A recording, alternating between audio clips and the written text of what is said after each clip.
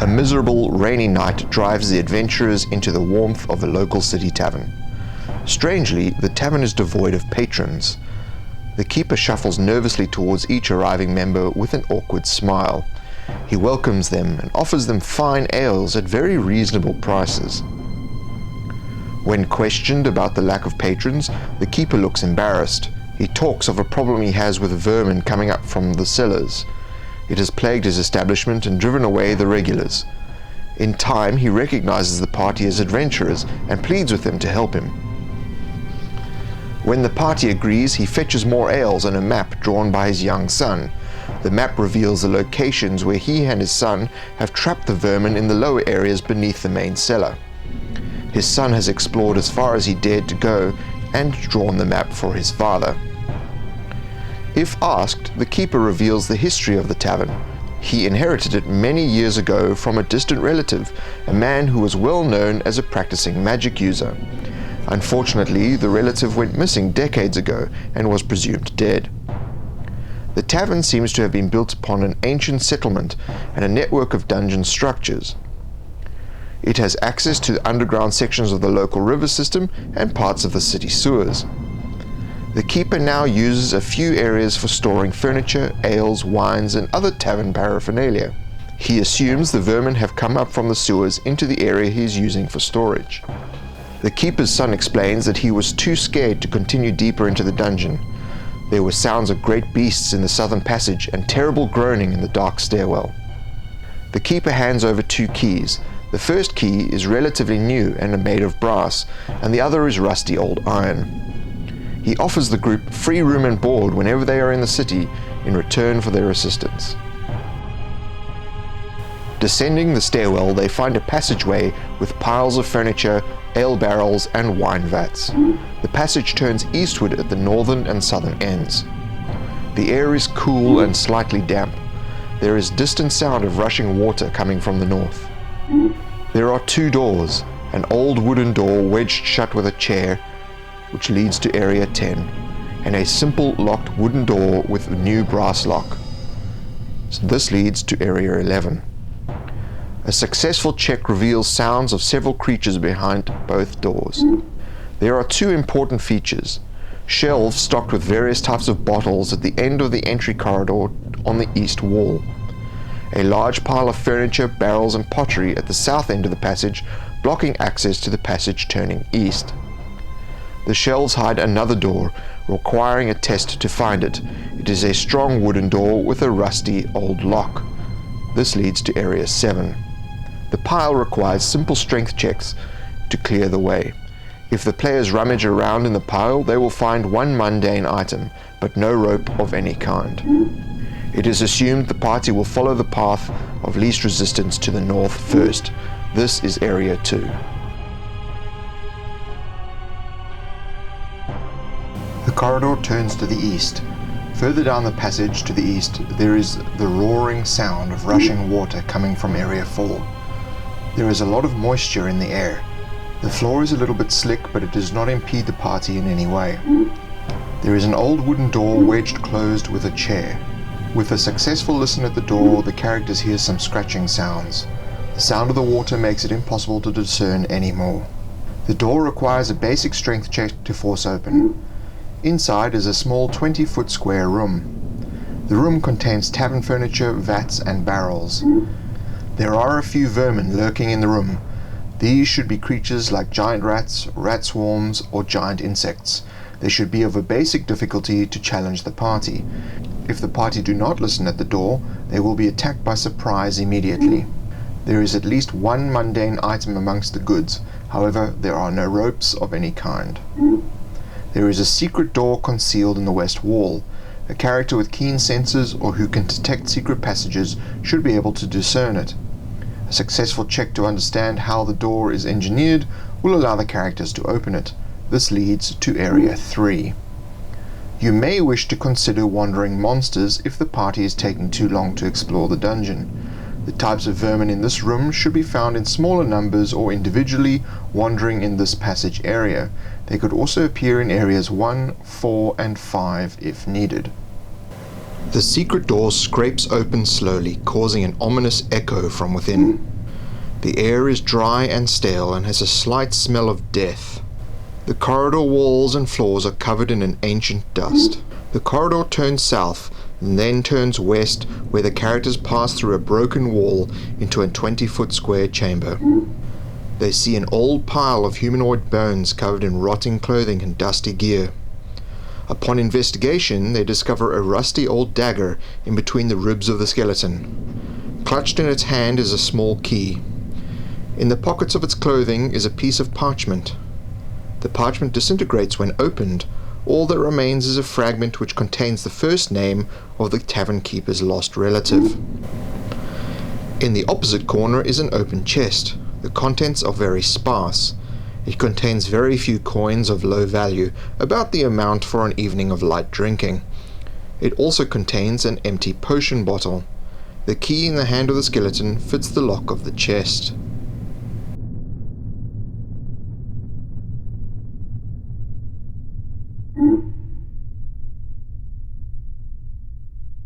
The corridor opens into a large chamber. There is a low opening to the north that cannot be accessed.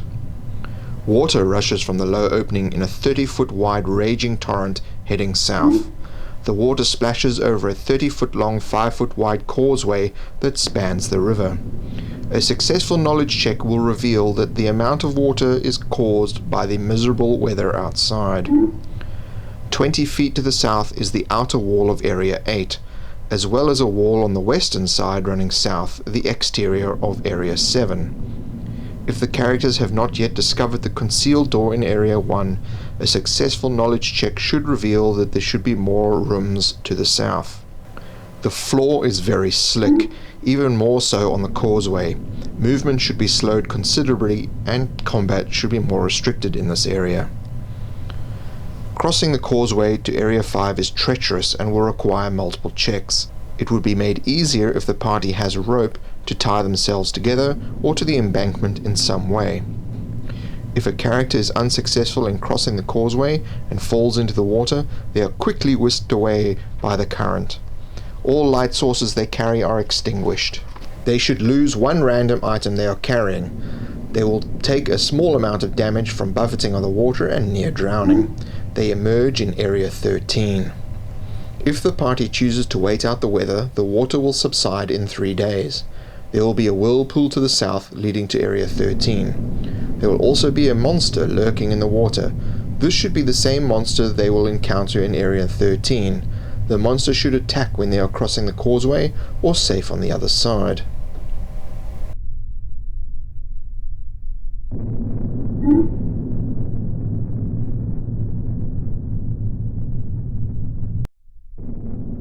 After successfully navigating the causeway, a 10-foot passageway to the east brings the party to a section of the city sewers. Water and excrement oozes from channels coming down from the ceiling and out of the walls. The stench of effluent and muck and rain running through the watercourse is overpowering. The passage heads north and south from a T-junction. To the north, the passage turns east and descends down a dark stairwell. If they listen, the party will hear heavy groaning sounds coming from deep below. This leads to level 2. To the south is a heavy stone door. The door is locked, however, a successful lockpicking attempt will open it. This leads to Area 6. The party will need to successfully navigate over the sewer watercourse to proceed. It should be a basic check, but anyone who fails will fall into the excrement and contract a minor disease that should onset the next day. They also discover an item sitting on the bottom of the channel they fall into. If the item is collected, they should be rewarded with a minor magical item, preferably jewelry.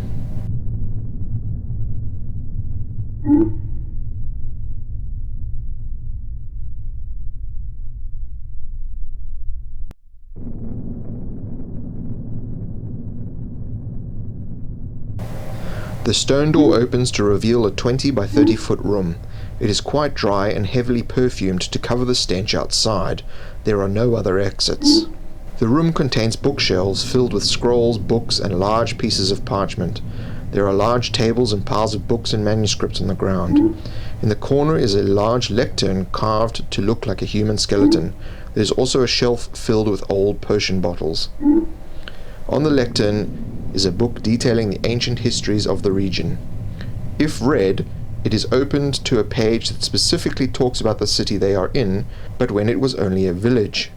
One passage is interesting in that it refers to a legend of an evil vanquished in the crypt of the local chapel.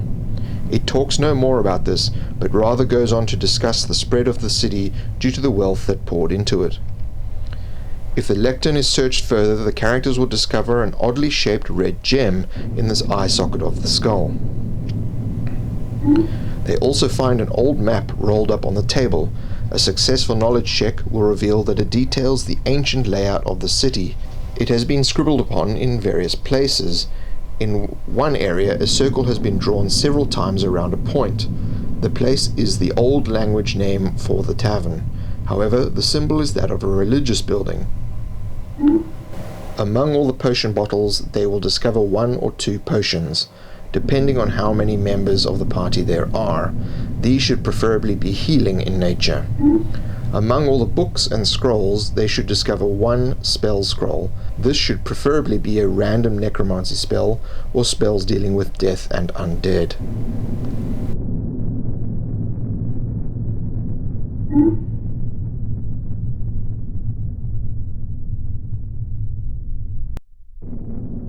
After discovering the concealed doorway in Area 1, the party can open the strong wooden door into this area with the rusty iron key given to them by the tavern keep. If they attempt to pick the lock, the difficulty should be quite high. The air is old and stale, but has an earthy scent to it. There is a 30-foot long passage ending in a solid iron gate. It is locked with a large lock. The lock is moderately difficult to pick. Through the gate, the party can see Area 8. An old wooden door leads north at the eastern end of the passage. It is easily opened into a 30 by 20 foot room. The room contains a bed in the far corner, as well as cupboards and drawers. There are lots of old rusty implements that upon a successful knowledge check will reveal them to be for mining and construction. There are a few buckets and also a long rope, at least 50 feet in length. A search of the cupboards and drawers will reveal a large key which fits the iron gate outside. If they leave the strong wooden door open, you can include wandering monsters in this location if you wish, similar to the ones found in Area 2.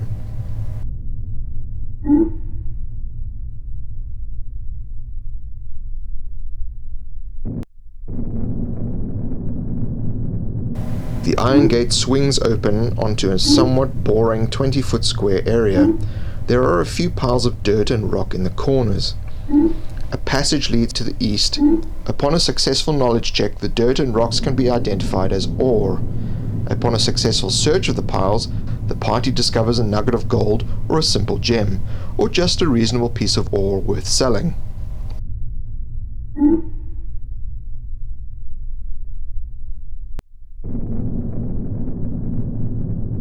A passage leads 15 feet to the east and then narrows. Just before the narrowing point is an alcove in the south wall. Looking in the alcove, the characters will find a lever. There is no indication of what the lever is for. The lever is currently in the on position, although there is no way for the characters to know this. If the lever is pulled, it is set to the off position. The characters will hear a grinding sound and a click from behind the south wall. If the lever is pulled back into the on position, they will hear the same sound. If the lever is left in the off position, the traps in Area 12 and 14 are disabled.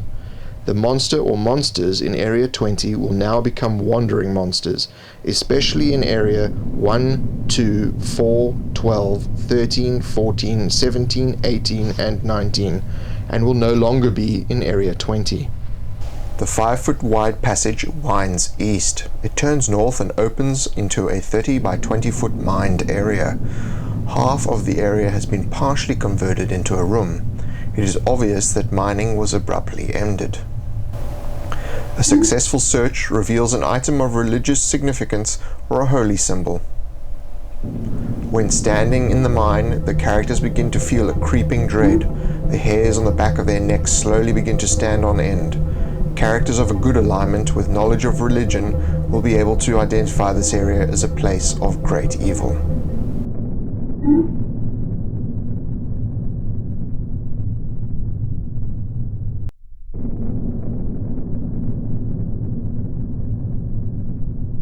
Listening at the door, the party hears a lot of commotion and scratching. Once the chair jamming the basic wooden door shut is removed, the door will burst open and a wave of vermin will spill into the corridor. If the characters fail to listen, they will be taken by surprise. The vermin should be creatures like giant rats, rat swarms, or giant insects. They should be of a basic difficulty to challenge the party. The room is 20 by 20 foot and contains more tavern furniture, an empty barrel, and an ornately carved set of shelves. A successful check of local knowledge or religious knowledge will identify the imagery of the shelves as from the ancient religious practices of the city.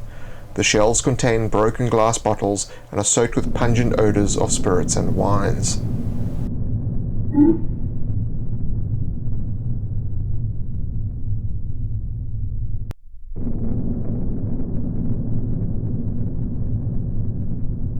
The simple wooden door is locked with a new brass lock. The brass key from the tavern keep fits the lock. The lock is moderately difficult to pick.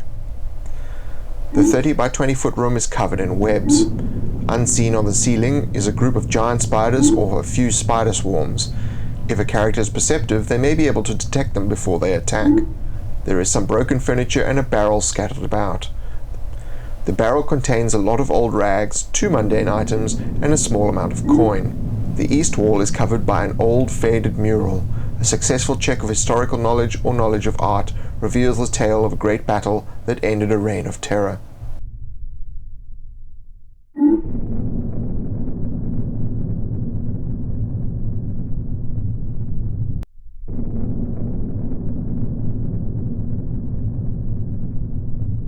The passage heads east and narrows for 10 feet.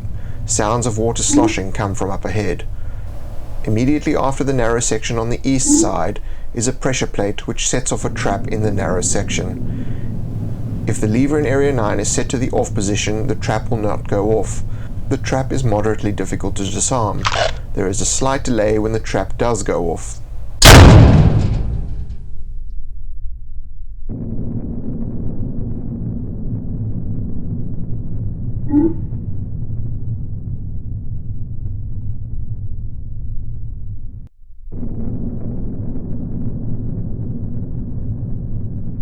The passage continues east, turns north, and then narrows.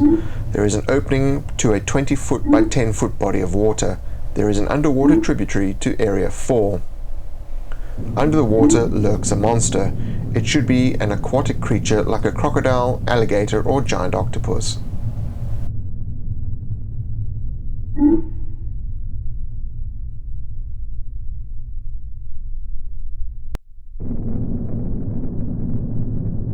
The narrow passage winds 40 feet to the east and continues to Area 17. In the first 10 feet is a trap. As before, the trigger is on the eastern side of the trap. The second trap exists 20 feet along the corridor. The trigger is again on the eastern side, and there is a slight delay before the traps go off. These traps should be of the same difficulty as the trap in Area 12. If the lever in Area 9 is set to the off position, both traps are disabled as well.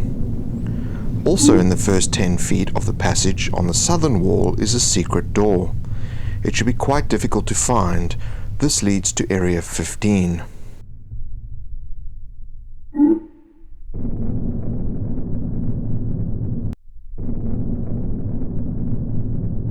The secret door grinds open into an alcove, revealing a gloomy 20-foot square space. Nothing exists in this room except a pile of rubble from a partially collapsed wall in the southeast corner. An investigation of the rubble reveals no items. Characters with the knowledge of dungeoneering, construction, or engineering may recognize that the wall is not partially collapsed, but actually partially built. A significant strength check will allow someone to push through into Area 16.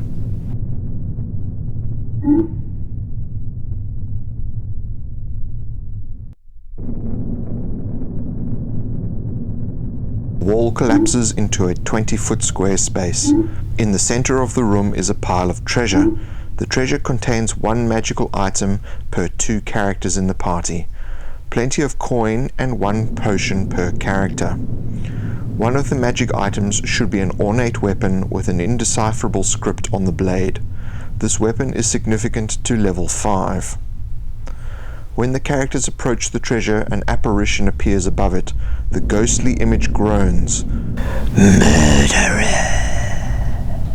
If the characters take the treasure, the ghost evaporates and wails, "Thieves!" If a character is capable of communing with the dead, the ghost reveals that it was loyal to its master to the very end, protecting the weapon as instructed. It is vague on details, as though memories are merely a fog. It does, however, mumble something about the beasts of the deep earth. Characters of a lawful good alignment will feel strangely comfortable here.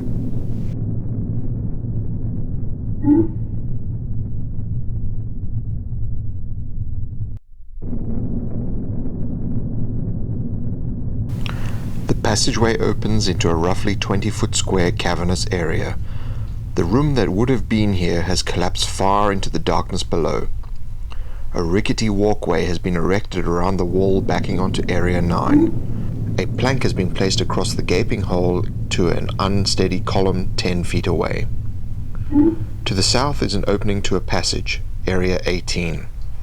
Characters will need to perform basic balance checks to ensure they do not fall. If a character falls into the darkness, they are never seen again.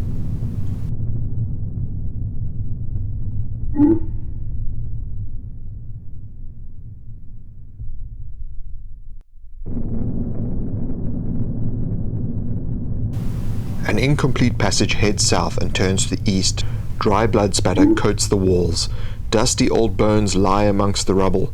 A rotting corpse of a single dead vermin, similar to the ones in areas 2, 10, and 11, is also clearly visible amongst the mess. A search of the area reveals 2 mundane items under the loose stones. A character with knowledge of nature, animals, or subterranean ecology will be able to determine this was done by a large creature, a very large creature. The passage becomes a natural cave which winds north. The smell of death hangs in the air.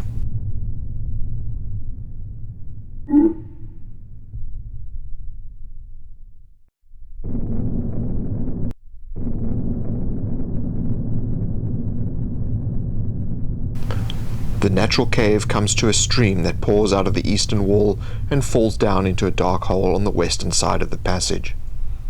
Using a rope, a character could descend into the hole 40 feet into the secret area 21. This area will be detailed in the PDF for this adventure. From the north, the party will hear rumbling sounds as though something is moving up ahead.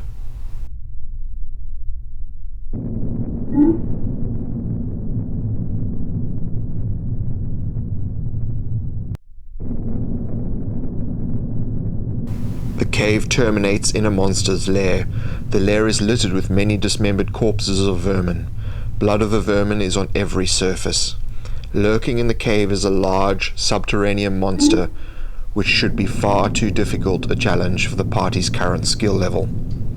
The monster should begin to chase the party and continue the chase all the way through the dungeon, even up the stairs in Area 1 into the Tavern, or down the stairs in Area 5 to Level 2. If the traps in Area 12 and 14 have been turned off by the lever in Area 9 or disabled by the party, this monster will roam the dungeon and give chase when it encounters the party. If the traps are still active, the monster will not venture past Area 14. If the monster gets into the tavern, the keep and his son are killed. The city guard will be called by civilians to deal with the threat. The city will react very negatively to the party if this occurs. In the highly unlikely event that the monster is killed by the party, they will find the standard treasure allowance for the creature in the lair, if any. If the party returns to the tavern at any point before defeating all the vermin, the keep will allow them to stay at no charge if they agree to continue to clear the vermin. The tavern keep has a healing potion he will offer if needed. The tavern keep will not agree to a stay of longer than 3 days when the weather will clear up. If the vermin have been killed, the tavern keep will be overjoyed. He will quickly usher in customers from the street, and the place will come to life again. The tavern keep's son will become agitated and disappear into the dungeon. The keep will become concerned and beg the party to assist him again, offering a family heirloom, which will identify as a minor magical item, in exchange for the safe return of his son. The boy will have descended to level 2. If pressed upon for more detail about the tavern keep's lost relative, the keep will remember an old journal he found upstairs. He retrieves it and gives it to the party. The journal discusses elements of the man's journey to the city, investigation of his history, and the quest to find something called the prison. There are lots of scribblings, and nothing really seems to be in any sort of order. The final passage of the journal reads, "Tomorrow we descend the dark stairwell. We are confident that we will find it."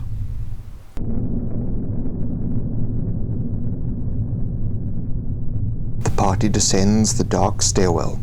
The groaning sound gets louder and louder as they descend, and the air gets more stale. The stairwell spirals downwards and finally straightens to an old doorway, barely holding onto its hinges. The groaning sound echoes from behind the door. If the monster from Area 20 of Level 1 is hot on their heels, the party cannot stop and will have to barrel through the door. The monster will smash through the door when it arrives. The door is not locked and is easily opened.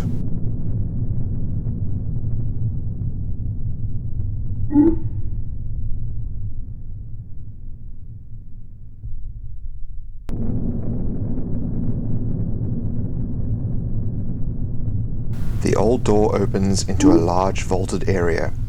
This used to be a large room, but the floors and northern and southern walls have collapsed into the darkness below. A 15-foot chasm extends north to south. A wind blows through the area coming up from the south. It carries on it a groaning sound. To the north are some exposed balustrades that still hold up some walls and would have been holding up walls in this area. There is a wall visible to the west. The edge of a wooden post on the northern edge of the opposite side of the chasm is just visible in the dimness. If the party are being chased by the monster from Area 20 of Level 1, it will burst through the door after them, but the speed of its pursuit sends it over the edge and it screams in horror as it falls to its doom in the depths below. Immediately to the south of the entrance is an area of muddy water with a waterfall cascading out of the ceiling high above. To the south of that is a short 10-foot passage and a closed simple wooden door. In the passage is a dead body. The body is that of the tavern keep's son. However, a simple knowledge of nature or healing knowledge check will identify that he has been dead for a couple of weeks. The boy is clutching a backpack that contains map-making tools and parchment. There is a partially made map of the current area and Area 1. The characters will need to figure out a way across the chasm.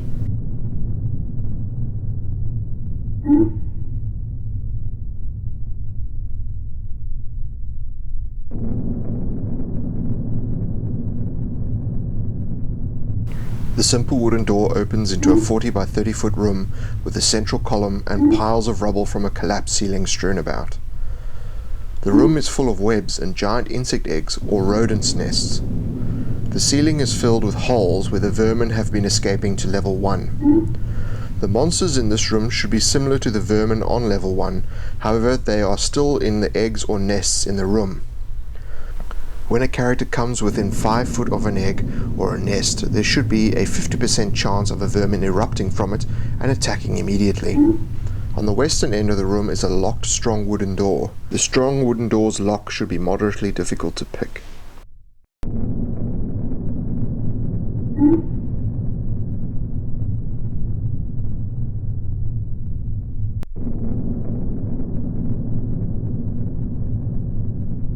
The strong wooden door opens into an old laboratory. 2 10-foot-long tables and a few chairs are spread around with broken glass, bits of paper and strange powders scattered atop them. In the southwestern corner stands a lectern carved to look like a human skeleton. Against the northern wall is a bookcase and shelves. Scrolls and papers lie strewn around the floor. An inspection of the tables with a knowledge of herbalism reveals ingredients for 1 poison. The lectern is bare. but upon a closer look they find that one of the skeleton's fingers is a key made of bone. The bookcase contains books mostly written in an unknown language. However, with a check of magic knowledge, a magic user may be able to scribe a scroll of a lower level spell from the contents of the books. The shelves contain a variety of glass bottles. They discover 1 vial of poison and 1 vial of anti-poison. The exposed section of the northern wall has an ornate carving of a skull embedded into the wall. The one eye socket of the skull contains a red gem. If the characters insert the oddly shaped red gem from level 1 area 6 into the other eye socket of the skull, the gems glow and a secret entrance to area 5 swings open.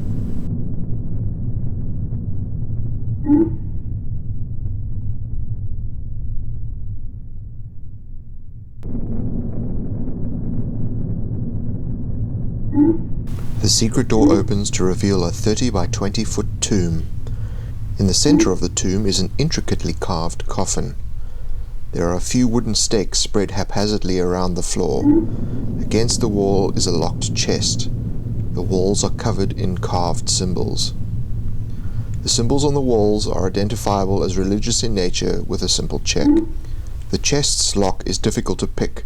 The small key from level 1 area 3 also fits this lock. When unlocked, the chest opens to reveal a crystal key. If they attempt to open the chest by smashing it, the crystal key is broken. If the characters open the lid of the coffin, they find only a plush red velvet interior. The velvet has been compressed by the shape of a humanoid body.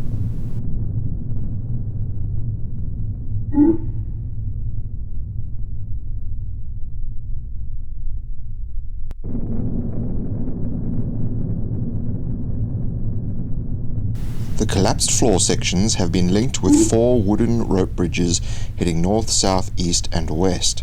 The bridges are old and rotten. The passage to the north goes 10 feet and then turns west. The passage to the west continues 10 feet and then turns north. At the end of the eastern bridge is a stone door. There is a 10% chance the rotten bridges will collapse under the weight and strain of people moving and standing on them. The stone door has no lock and no handle to open it.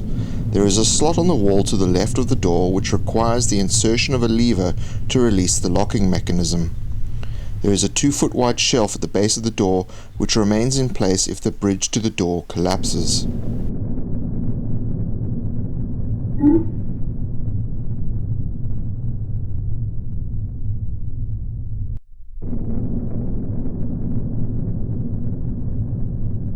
The passage continues north 10 feet, then turns west 50 feet, ending in a dead end with a rotten wooden door in the south wall. The corridor is beginning to crumble. There are numerous large cracks appearing in the walls and ceiling. The rotten door merely collapses off its hinges when opened into a 20 by 20 foot room filled with piles of rubble from a completely collapsed ceiling. If searched underneath the rubble, the party will find 1 usable weapon and 50 foot of rope. The eastern wall is easy to collapse into Secret Area 8. It will require a successful check for secret passages or knowledge of architecture, engineering, or dungeoneering to notice its instability.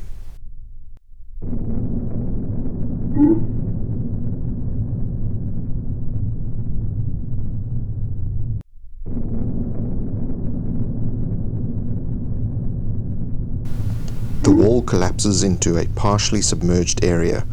The floor has fallen away and water has filled up over time and still streams down the walls. There are a few slippery floor pieces leading 30 feet east to where it opens to the south into a 20-foot square room. There is a large urn of water, a scroll, and a moldy old book in the center of the room. If a character falls into the water, they are immediately attacked by vicious schools of fish, which cause a minimal amount of damage each round. The book's pages are stuck together and begin to disintegrate as the pages are turned. Only the final passage is legible, and have stocked up on holy water. We had no idea the power it would have. The stakes were useless. We barely escaped, but have taken refuge. The scroll contains a spell that is suitable for an early level cleric or healer class. The wall has some markings in chalk that look like someone had been counting down to something.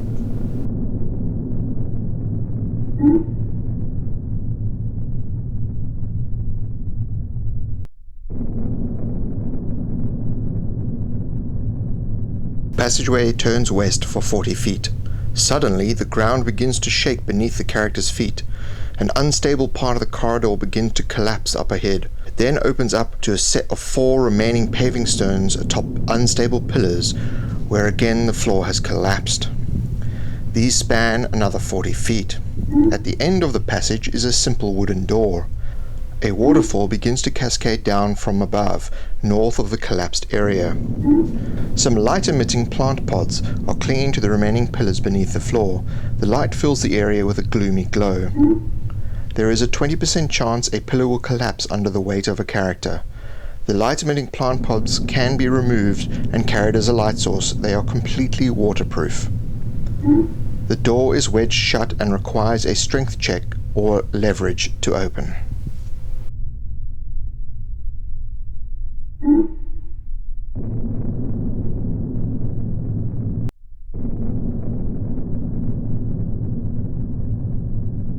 The wedged door bursts open. The room is in complete disarray as all the furniture is tossed about.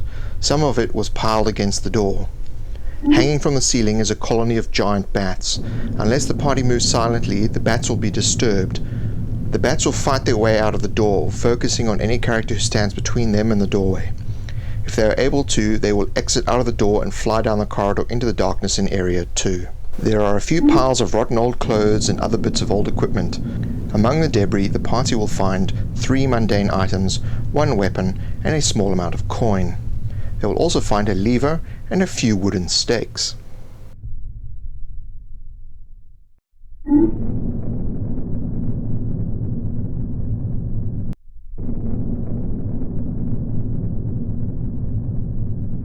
When the characters insert the lever into the slot, it glides smoothly downwards and the sound of the locking mechanism in the wall can be heard. The characters should all do a visual perception check with a low difficulty. If successful, out of the corner of their eyes they will see a figure standing at the south end of Area 2. The figure is watching them. A second visual perception check of an easy difficulty should be called for. The figure is the tavern keep's son. He turns and jumps off the edge into the darkness below. The door swings open. The room inside is a large 40 by 40 foot area filled with 4 columns. 2 of the columns have recently collapsed with the shaking ground. There is a simple wooden door on the eastern side of the room. When the characters enter the room, the ground shakes again. Behind them, the whole of Area 6 collapses into the darkness below.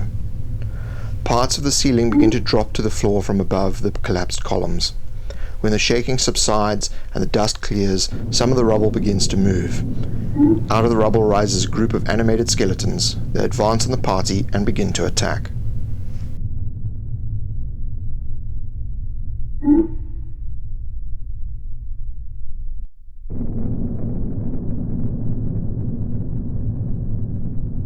A corridor heads east for 10 feet, then comes to a junction that heads north to a strong wooden door and south to a collapsed section of wall 30 feet away. The strong wooden door is locked.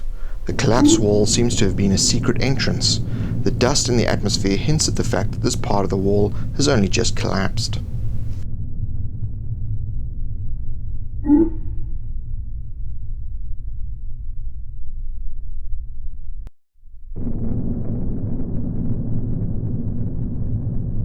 Through the dust and debris, the corridor heads 15 feet to the west and opens into a 20 by 20 foot room. A basic check of the surrounding reveals an opening in the wall to the south in the collapsed corridor. This leads to Area 15. To the west is a 5-foot alcove around a simple wooden door. The ground begins to shake again. Part of the northern wall collapses and stones and earth spill into the room. From this point onwards, Area 11 will no longer be accessible and will have completely collapsed. Among the detritus from the collapsed northern wall lie several skeletal remains.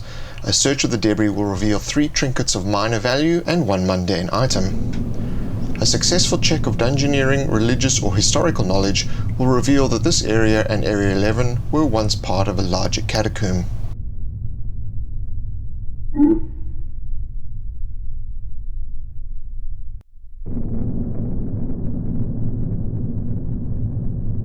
The simple wooden door opens easily and a passage heads 20 feet west and 10 feet south, opening to a 20-foot square makeshift bedroom. The air is damp and mouldy and a stink emanates from within. There is a simple wardrobe, a poorly constructed set of shelves, and a decrepit old bed. Upon closer inspection, the walls bear low shelves which contain some remnants of old skeletal bones.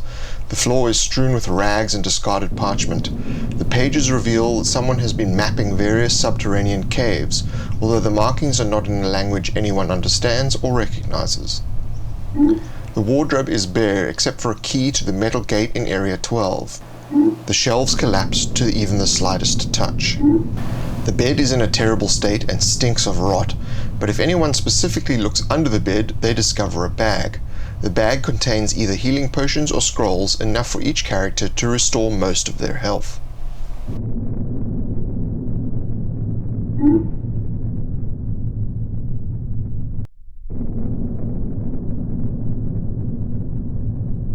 Squeezing through the fresh gap in the wall, the party enters a small 10 by 20 foot area with a 5 foot wide corridor winding to the west. The walls are lined with low shelves containing skeletons in funerary positions. If searched, the burial shelves contain 3 mundane items and some low-value trinkets. The corridor winds west 30 feet and turns south 5 feet, where a 10-foot wide chasm has swallowed the floor.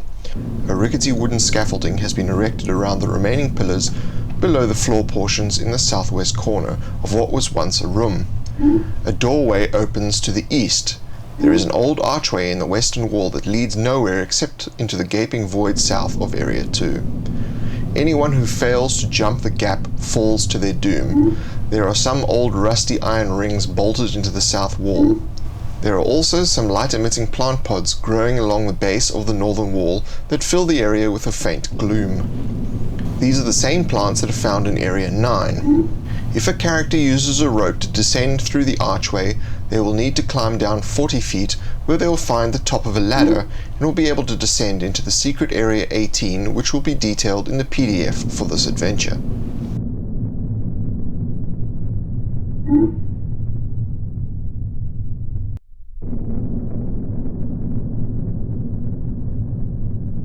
A 20-foot square catacomb is lined with burial shelves. All the skeletons have been pulled out and their remains lie strewn across the flagstone floor. A large stone sarcophagus has been demolished in the center of the room. Anything of value has been removed.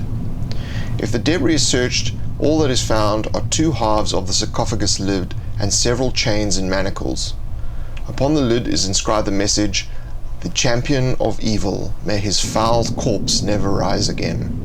If there are characters skilled in stonemasonry or stonecraft and pass a difficult check, it becomes clear that the sarcophagus was smashed from the inside and the occupant could have been up to 8 feet tall.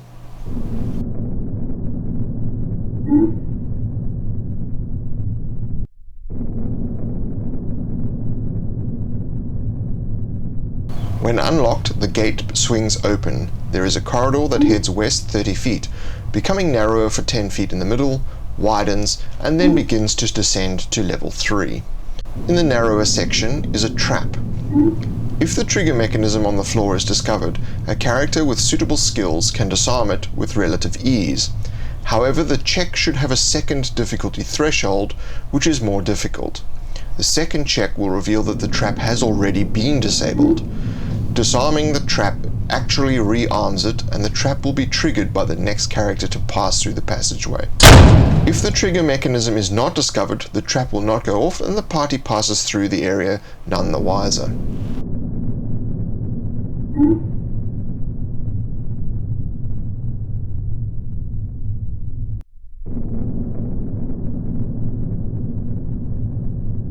The stairs descend into a damp tunnel that continues west 140 feet and then turns south and begins to slope downwards. The slope is uneven and the floor twists as it descends.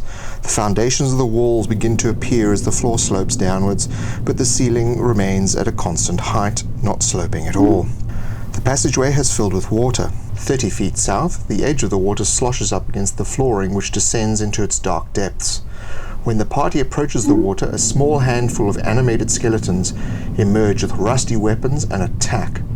There should be fewer skeletons than party members. The passage continues south 60 feet underwater to a depth of 15 feet and then turns east to Area 2. Check should be rolled for any light source which uses fire to see if they're extinguished by the water.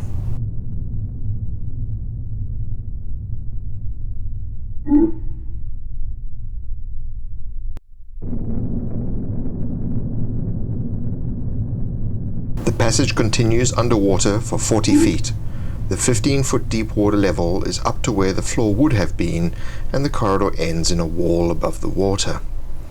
30 feet east of the turn is a secret door to the south. If discovered, there is no visible way to open it from this side. If the characters check underwater, submerged beneath the surface, there is a simple wooden door in the eastern wall. It requires a medium test of strength to open it. This leads to Area 3.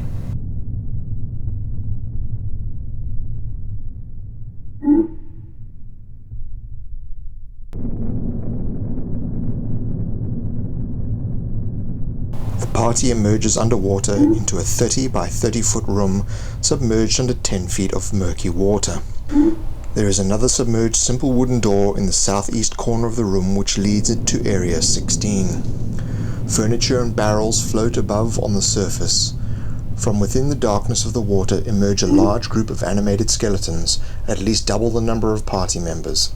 They are walking along the submerged floor and attack when in range. If the party has no light source, they will have no idea what is attacking them and will be considered blind. All ranged weapons are useless under the water, and all other weapons are only half as effective at damaging the skeletons and the party. Any fire-based attack or spell is useless, and any electrical-based attack will affect everyone in the room equally. If any cold-based attack is used, the water surrounding the target is frozen, and the target floats to the surface. The skeletons cannot swim and cannot rise to the surface, however they can still attack anyone in the water.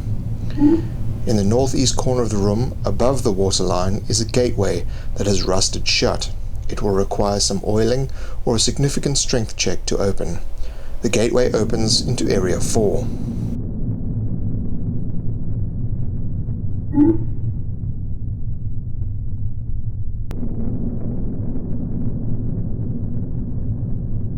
The gate opens into a large 50 by 50 foot chamber. Columns support the large vaulted ceiling above, one of which has collapsed, and one has a large capstone device at its base. There is a heavy stone door in the center of the western wall leading to Area 5, and opposite on the eastern wall, part of the wall has collapsed, opening a 5-foot wide gap into Area 11. At the base of the stone door is a lever. From behind the columns emerge some figures. One of them is the Tavern keep's son. He stares at the party and begins to smile. The other figures come into view, and each is identical to one of the party members. There are an equal number of them to the party, so each character finds himself staring at their identical twin. The Tavern keep's son begins to speak. At last! With this, the shapeshifters attack. The capstan is in the off position. If the party turn the capstan a full rotation, it is on the on position. The capstan affects Area 16 and will need to be in the on position. The lever opens and closes the stone door. The door is too heavy to be moved by any character.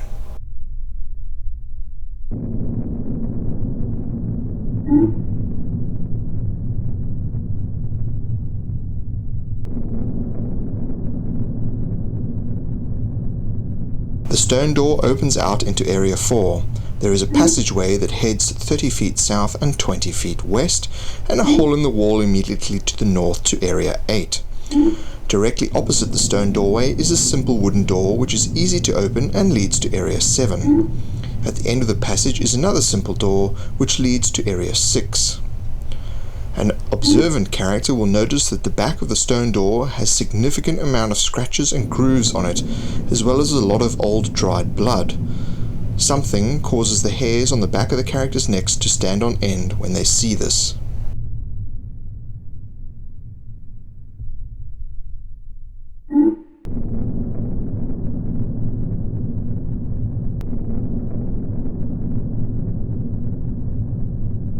The doorway opens into a 20 by 30 foot room that was obviously a guard room at some point. A weapons rack holds some old weapons suitable for the characters, and a large shelf contains armor and potions of healing. The healing potions should be enough to fully restore the party and have at least one left over for each party member. In the center of the room is a table surrounded by chairs. On the table are the remnants of a card game and gambling paraphernalia. Everything is yellowed with age and is very brittle. However, one item sticks out: a wooden stake.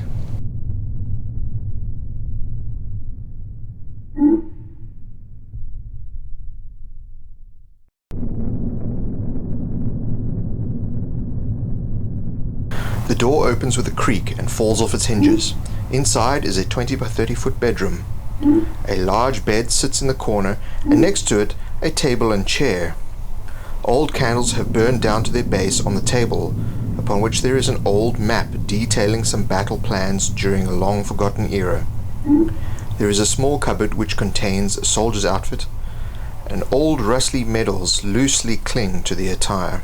There is a secret compartment in the base of the cupboard which contains a magic item. The check to discover the compartment is relatively easy.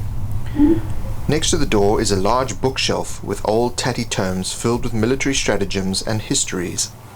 Among the tomes is a spell scroll or two. If the characters search under the bed, they find an ornate holy symbol.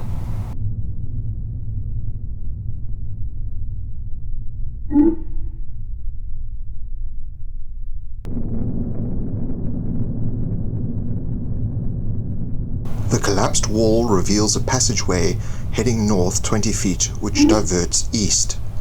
Parallel to it, 10 feet on the western side, is another passage which heads 10 feet north and turns west, opening into a small 20 by 20 foot area. In the center of the area, the floor has collapsed and the water is spilling up from below into a deep pool. If a character braves the water, they can swim down 30 feet. If aided by a light source that will illuminate below the water, they will discover a small opening into the northern area beyond the north wall to Area 8B. This area is detailed in the PDF for this adventure.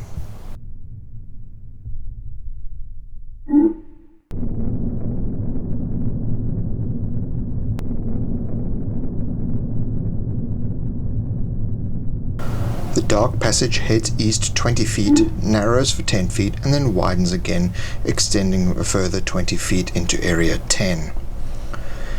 In the narrow area is a trap that has already been sprung. Old dried blood cakes the instruments of death protruding from the walls.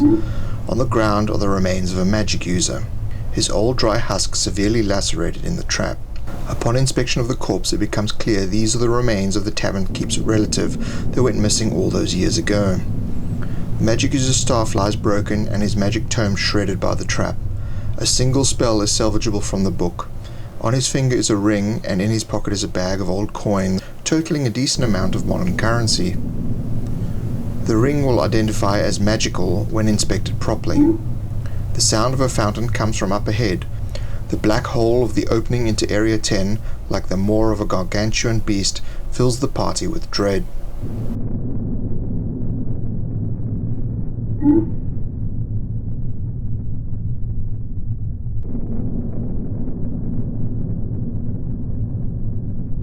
A small area of 20 feet square contains a large fountain against the eastern wall. Water cascades out of the mouth of a stone skull beautifully carved from a single piece of marble. Only it is not water which pours, it is blood. Rivers of the deep red liquid gush from the wall and slosh around in the fountain base. In front of the fountain stands a large and imposing skeletal lectern. There is no dust in this room, and the air is sweet. The party is suddenly surprised by a figure stepping out from next to the fountain. Somehow he had been concealed against the shadows of the wall.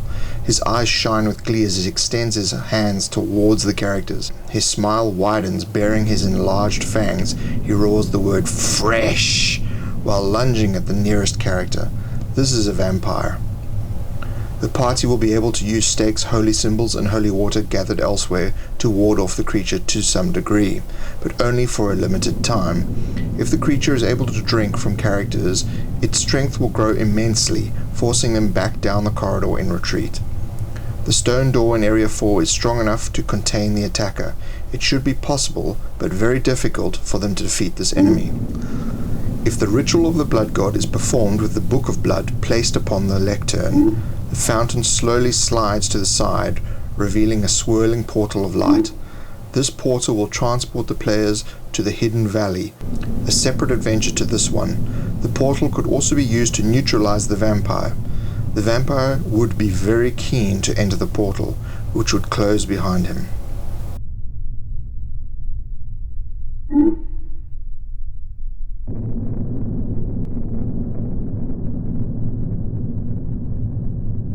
The party enters the darkness through the gap in the wall into a 10 by 10 foot space. The western wall is a secret entrance into Area 13. The wall is unstable and easily toppled with a basic physical check. A narrow crawl space heads north 10 feet and turns west.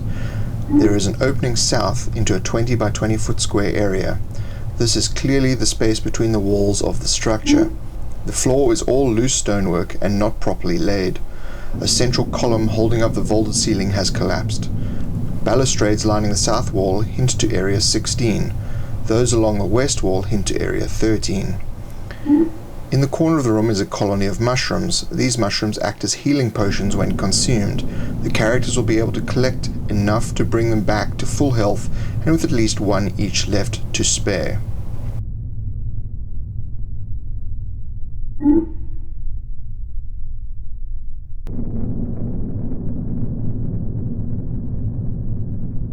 The characters meander through the twisting crawl space 40 feet to the west, when it opens to a 10-foot square small space. There is a basic wooden door which opens to a 20-foot square storage area.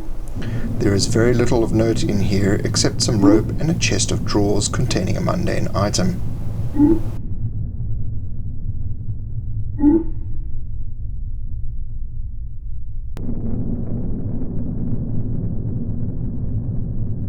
The wall collapses into a passageway. The passage extends 50 feet west and turns north and south. 20 feet of the south wall has collapsed into a large area. This was once a room 30 by 40 feet in size. The entire area has collapsed into the depths below. A single pillar rises up out of the depths. A very skilled climber could descend the column with ropes and climbing gear into Area 13 on level 4 and further down to Area 2 on level 5. This would come at great risk, and any wrong move would result in them falling to their doom.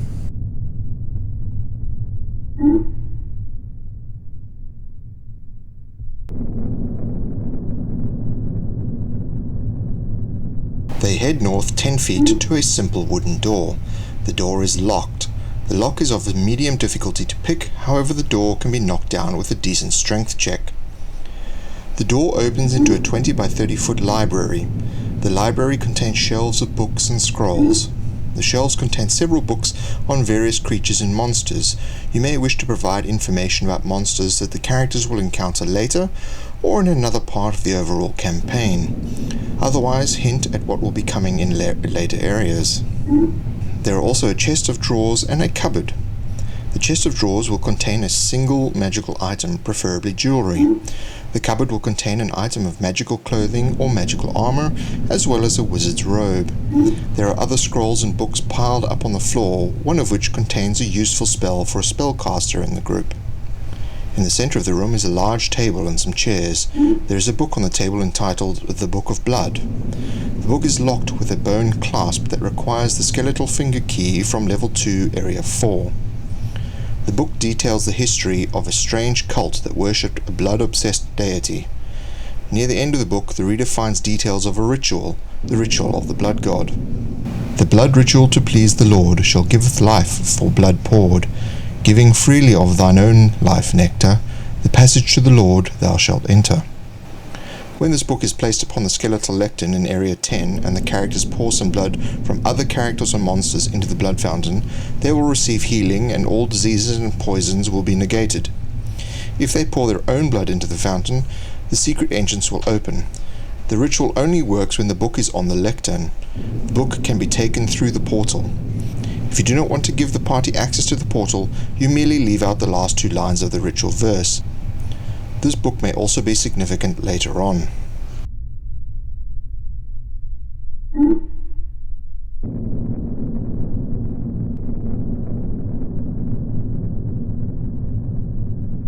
The passage heads south 30 feet and west 20 feet.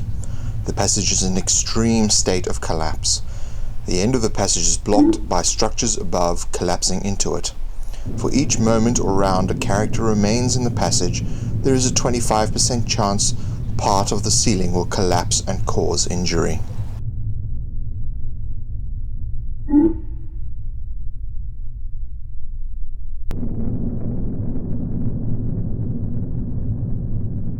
The door slowly pushes through the water into a submerged room, 20 by 30 feet in size.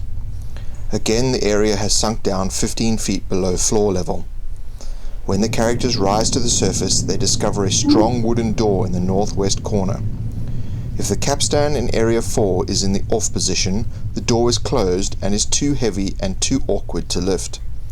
If the capstan is in the on position, the door has been raised, exposing a stairwell descending to level 4. You may optionally include more skeletons in this room, attacking in the same way as in Area 3.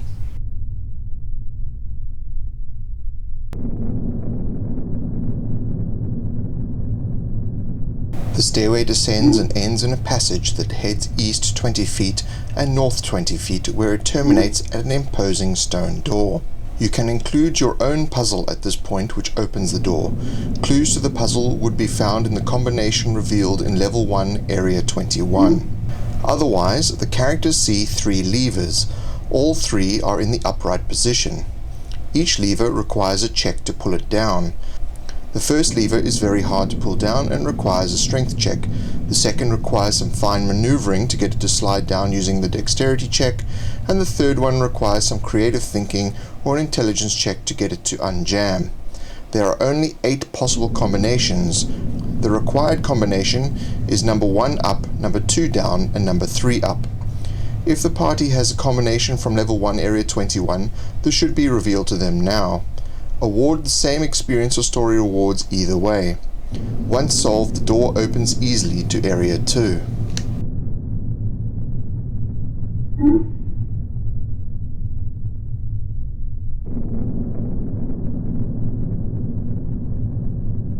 The stone door slowly closes behind the party. It locks as the puzzle resets.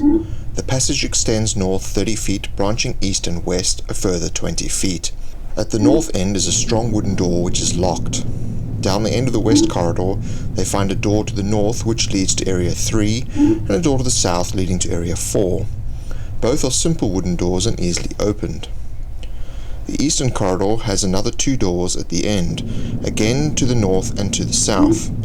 The south area leads to Area 5 and the north to Area 6, which is also locked.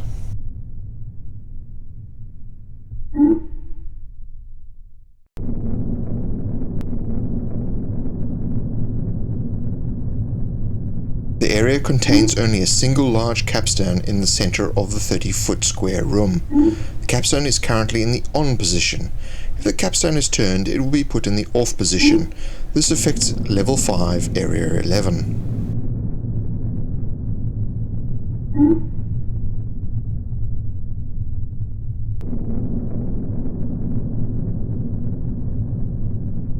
This is an old 20-foot square bedroom, abandoned long ago. There is a rickety old bed frame and a rotten cupboard. The cupboard contains a key that unlocks the door to Area 6.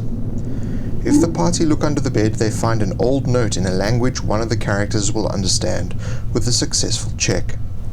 I took the magic weapon from under the bed. Sorry. Signed, Roderick.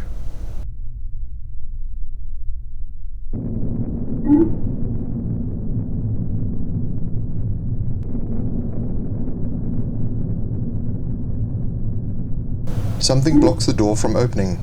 With a good shove, it gives way. The 20-foot square room is filled to capacity with vermin nests.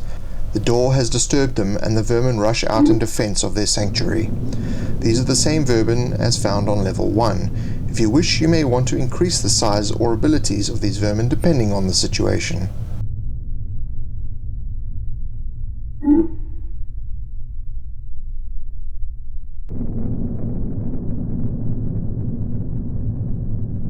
After unlocking the door, the party discovers an old storeroom.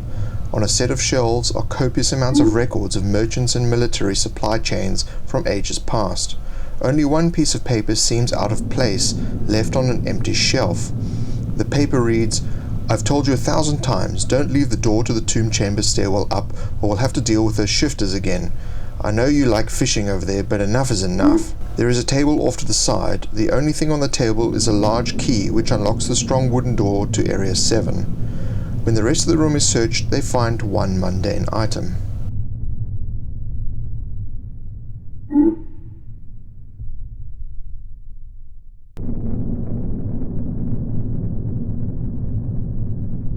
The door opens and the passage continues 20 feet and turns west 10 feet, where it descends to level 5. In the passage lurks another shapeshifter, the same as the ones in level 3, Area 4. It will begin to change into the first party member it sees and then attack, attempting to get through the doorway.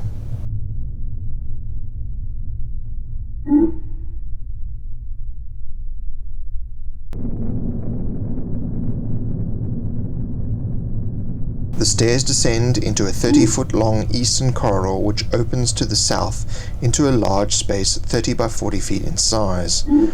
There is a collapsed wooden door in the center of the southern wall leading to Area 2. On the eastern wall is a ladder that ascends through a hole in the ceiling to level 4 Area 8. The room seems to be some sort of statuary. However, all the statues seem to be facing the door and in a pose of extreme fear or pain. They all seem to be adventurers, and one is a large 8-foot tall skeleton. Wandering on this level will be a creature which is capable of turning people to stone. There should only be one, and it is your choice when and where the monster shall strike, if at all, on this level.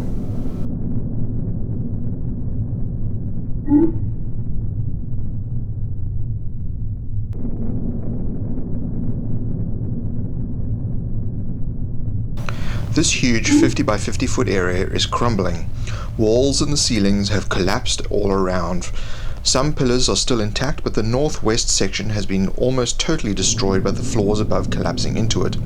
Anything or anyone that has fallen from any of the above levels will be found here, impaled on rubble and sharp edges, their blood coating the floor. Nestled among the columns and debris are vermin nests, the same type as found on level 1. The vermin are disturbed by the characters entering the area and begin to defend their nests.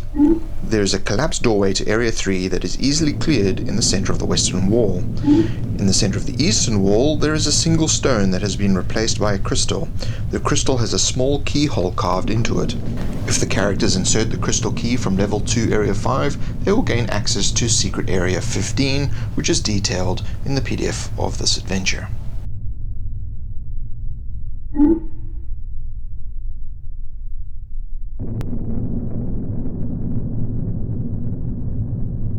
The passage goes 10 feet ahead, then branches north 30 feet, south 20 feet, and east 10 feet, where the passageway continues in different directions. To the north it turns east, to the south it turns west, and to the west it narrows to a crawl space and turns north. On the floor is a piece of old parchment crumpled up. When unraveled, it looks like some sort of map that was drawn and erased and redrawn and then crossed and redrawn to a point where nothing makes any sense.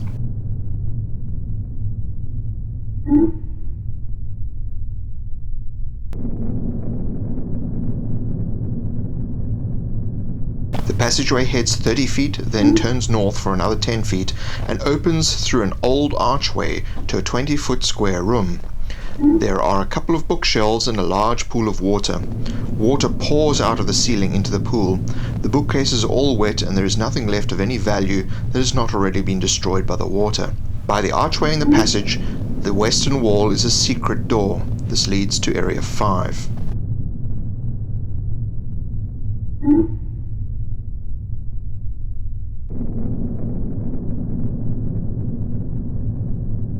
The door opens into a tomb.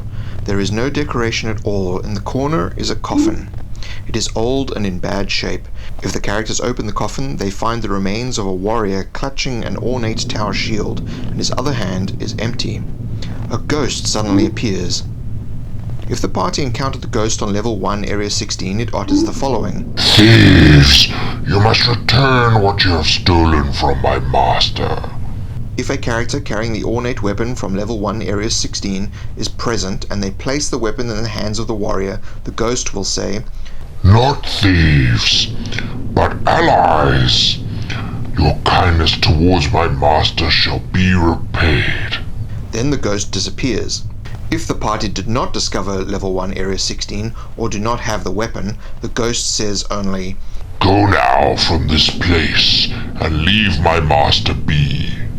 If the coffin is ransacked or anything taken, the ghost screams, "Thieves!" You may wish to have the ghost return later in your campaign to seek retribution.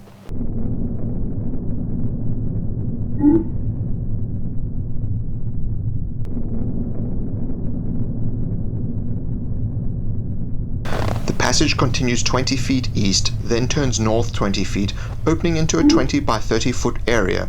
There is also a passage heading 50 feet to the west. The area is partially constructed.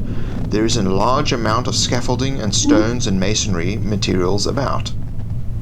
There is a tools rack and a large barrel filled with water. Neither contain anything of value or significance.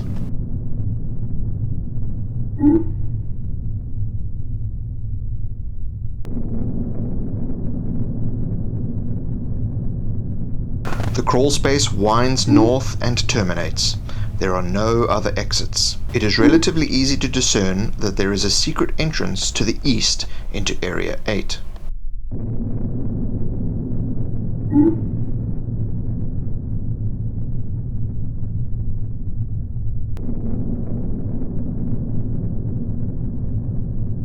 The secret entrance opens into a sewerway from 20 feet south. The door is covered in muck and very slippery. Another crawl space heads west to the north of the point from which the party entered. There is a 5% chance that a character will contract a disease in this area each round.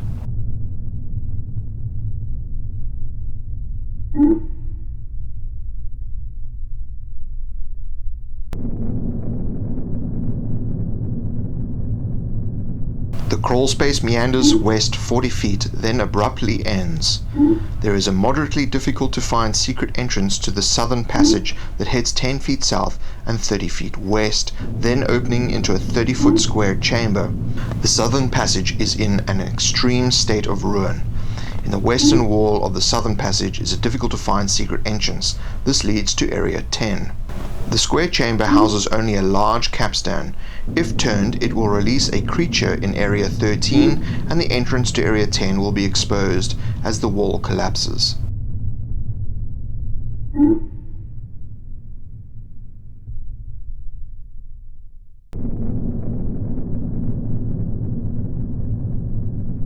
A 20-foot square chamber devoid of any objects except a large clay oil lamp. The lamp contains nothing. There are some intricate designs painted on the outside of the lamp and an inscription in a language that will require a decent check to decipher. The text reads, "Do not rub this lamp." If the lamp is rubbed, then a little evil demon-like creature from another plane will emerge from a puff of smoke and thank the party. The creature will attempt to leave the chamber, but not before picking the pockets of the character, stealing any portable magic item, gem or piece of jewelry or gold not being worn. The creature will leave, but tail the party through the rest of the dungeon and wait for them to sleep or rest when it will try to steal more of their items.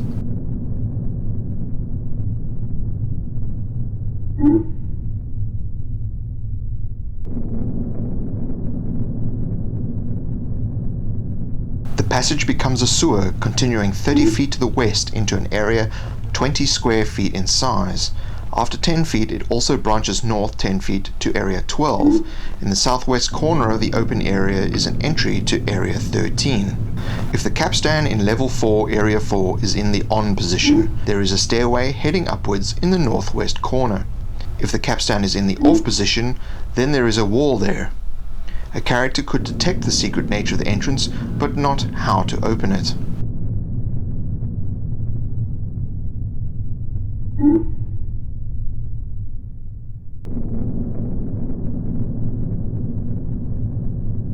A large 20-foot square churning sewer cistern with a rickety plank system constructed around the edges to an opening in the north wall.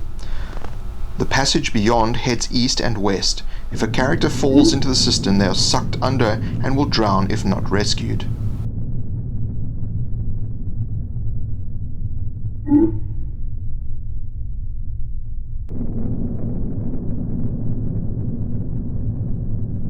The passage floor has given way and the whole area is one large pool of dark water.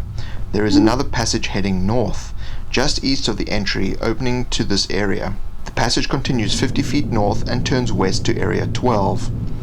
If the capstone in Area 9 has been turned, there is a large aquatic creature lurking in the water, waiting hungrily for the party to enter. This creature can be the same type as the one on Level 4, Area 17.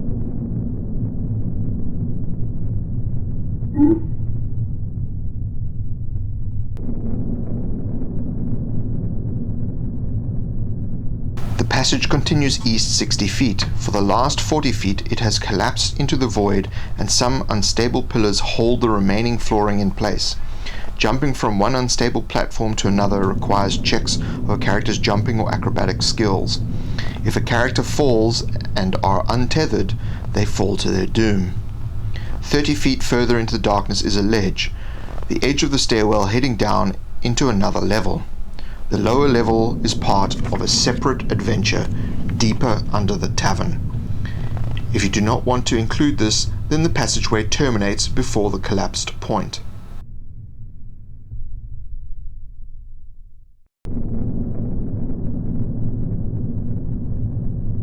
The party climbs the ladder from Level 5 Area 1 and a grate opens in the floor of a sewer corridor. The smell is unbearable. The sewer heads north 20 feet and ends in a downpipe with effluent streaming down it from far above. The corridor also heads south 30 feet to Area 9, but branches west 10 feet away from the entry point to Area 10. There is a 5% chance each moment or round that each party member will contract some sort of disease in this area.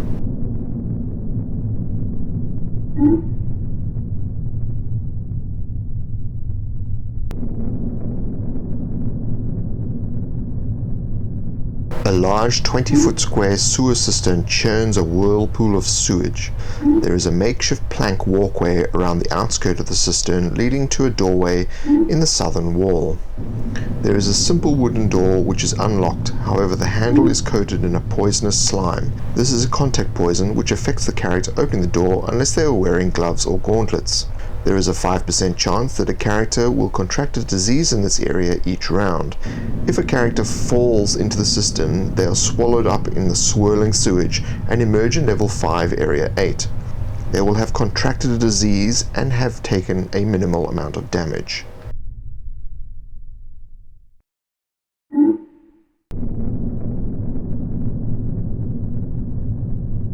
The passage heads west 10 feet and north 20 feet, ending in a dead end.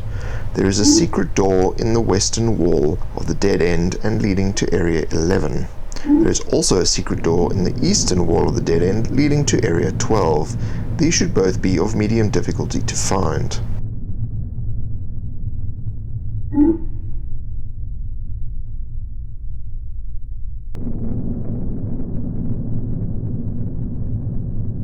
The secret door grinds open and dust falls off the walls.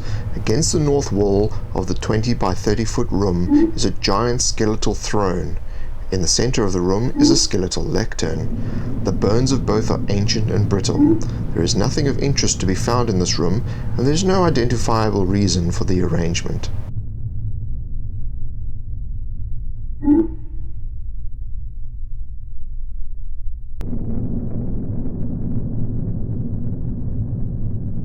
The secret door requires a huge amount of force to open all the way. The strength check should be of a high difficulty. Inside, in the center of the floor of the 20 by 30 foot vault, is the remnants of a vast treasure hoard, but is still a decent quantity of treasure in its own right, with a few piles of coins and trinkets. There is a weapons rack against the north wall. The weapons rack contains a number of useful weapons and one low-level magical weapon. The vault has been hewn out of a solid block of stone. The moment any treasure is touched, the door begins to close and the party has 2 rounds to evacuate, or else they are sealed in for eternity and will run out of air in 4 hours. Once closed, there is no way to open the door from the inside. The door can only be opened from the outside, but the difficulty should be increased on each attempt. Anything placed in the doorway to stop it closing will be crushed by the sheer pressure of the huge solid stone block.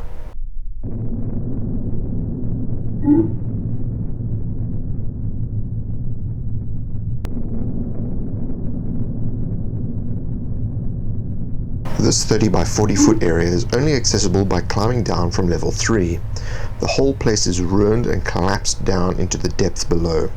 A character can continue to climb to level 5 area 2, or they can break through a wall 10 feet east from the northeast corner of the area, opening into area 9.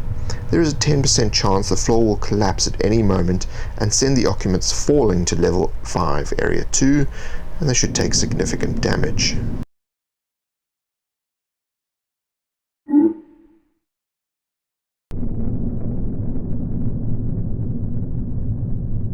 The door opens to a passage which continues 20 feet and turns west 10 feet. The walls, ceiling and floor are covered in a metallic shell, as though molten metal was poured and cooled over everything. Anyone near the passage will feel all the fine hairs stand on end. The passage is a huge electrical trap. Anyone entering will suffer lightning damage for every round they remain in the passageway. At the end of the turn in the passage is a basic wooden door. It is locked, but it can be easily smashed down.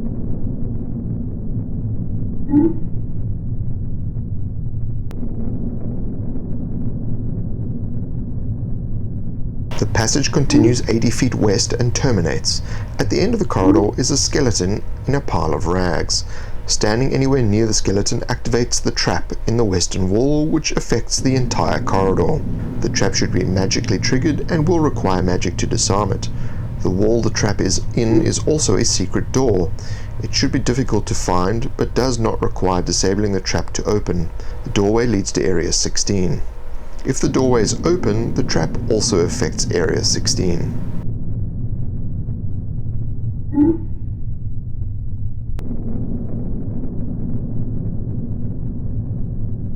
A 20 by 30 foot chamber with a large, beautifully tiled pool of crystal clear water stands in the center of an amazing mosaic. The patterns and colors are awe-inspiring. Drinking from the pool will heal all injuries, cure all diseases, and negate all poisons. Bathing in the pool remove all curses, cure any disabilities, repair all weapons and armor, recharge anything rechargeable. It will also restore life to any recently deceased person. The water can be bottled as healing potions or potions of rejuvenation, and once everyone leaves the room, the water dries up, the colors drain away, and the room ages and becomes ruinous. Using knowledge to check the meaning of the mosaic will hint at the restorative properties of the pool. There is a stone doorway in the southeast corner leading to Area 15 and an alcove passage in the northwest corner that leads to Area 18, but cannot be accessed from this side. If the party is entering from Area 18, the alcove passage seals behind them if not propped open.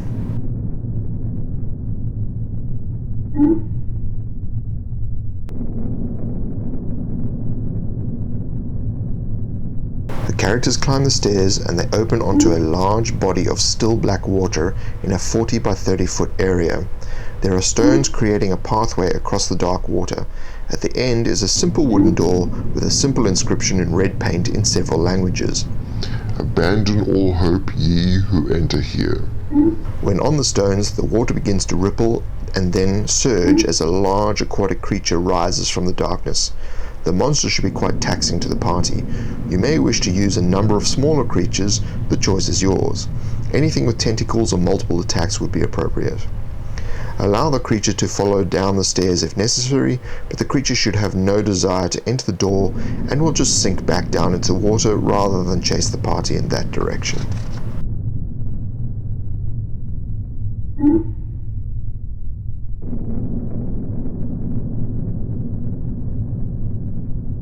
A huge 50 by 50 foot vaulted hallway with the ceiling held up with pillars containing only a carved statue of dark stone. The two southernmost pillars have collapsed. There is a column against the eastern wall and one against the western wall. Both form secret doorways. The one to the east heads to Area 16 and the one to the west heads to Area 19. Each step towards the statue begins to feel like the last step the character will ever take. The feeling of evil is palpable. A voice booms inside the minds of the characters. Free me or die. If the players decide to leave, not release, or not interact with the statue, then one of their characters, chosen at random, is instantly inhabited by the evil presence. The character's health will be considered full, and they will have access to all their powers. They must make every attempt to kill the other party members. Each time an inhabited character falls, the presence takes control of other characters' body. When there is only one character left, they will be forced to fight an exact duplicate of themselves, which emerges from the statue. When the duplicate emerging from the statue is killed, the statue will begin to crumble and turn to dust.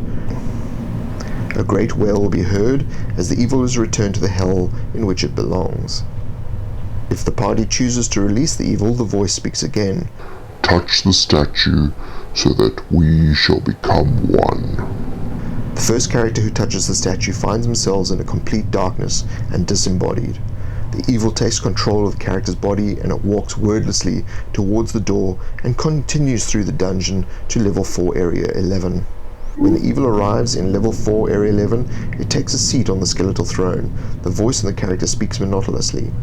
Place the Book of Blood on the lectern and perform the blood ritual so that I may return. If the party does not possess the Book of Blood, found on level 3 area 14, or they choose not to perform the ritual, then the evil will become enraged and the combat ensues as if they had refused to help the evil. If the party possesses the book, places it on the lectern and performs the ritual, a portal will appear above the throne. A dark wraith rises out of the character's body and ascends through the portal, an evil laugh echoing through the dungeon as the portal closes behind. The ghost from level 1 area 16 and level 5 area 5 appears and screams, What have you done? You have doomed us all!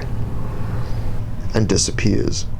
This should have repercussions elsewhere in your campaign. Any character carrying or wielding the holy symbols from level 1 area 9 or level 3 area 7 will be immune to be taken over by the evil presence. Any other holy symbol from anywhere else will not grant immunity. If the ghost on level 5 area 5 promised to repay the kindness, you will intervene and force the evil out of the final character to be possessed, making them immune to further possession. There will be a cosmic struggle where the ghost will triumph and the evil will be sent back to hell. The ghost smiles and points to the secret passages and then disappears.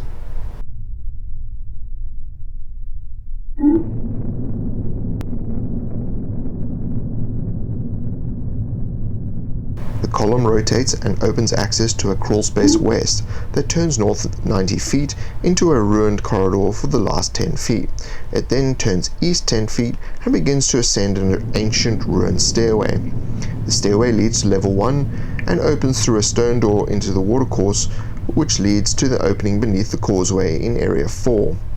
Now that the weather has subsided, it is easier to re-enter level 1. Just before the ruined passageway starts, there is a secret door embedded in the eastern wall. It should be relatively difficult to discover, and this leads to area 20.